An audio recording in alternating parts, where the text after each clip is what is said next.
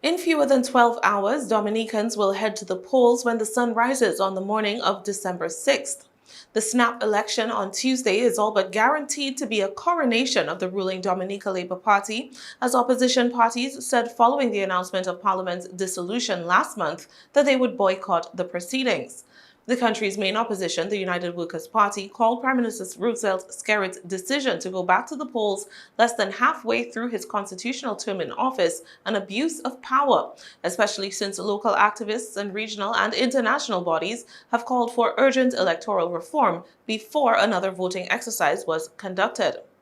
Even before a single vote is cast, the DLP already has 6 of the island's 21 constituency seats secured, as in those districts only one candidate was fielded.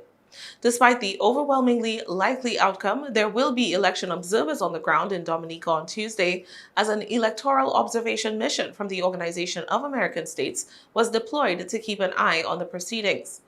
The 16-member mission, headed by former Bahamian Prime Minister Perry Christie, arrived in the Commonwealth on Saturday and was welcomed by Prime Minister Skerritt. The representatives from 10 different OAS member states will observe and examine the electoral process, including organization and registries, political finance, electoral justice, and technology used for the vote and vote counting. Since the team's arrival, the observer mission has been meeting with electoral officials, political leaders, election candidates, members of civil society, and other stakeholders. Tomorrow, members of the mission will be deployed to polling stations in constituencies across the country to observe the voting process, following which observations and recommendations for strengthening the process will be compiled into a report.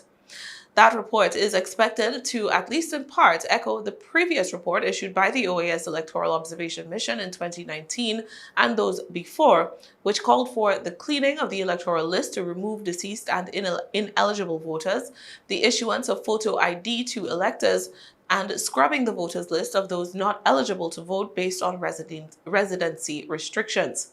Tomorrow's election will be at least the third to be conducted in the country without the reforms which have been long called for and long promised by the Skerritt administration.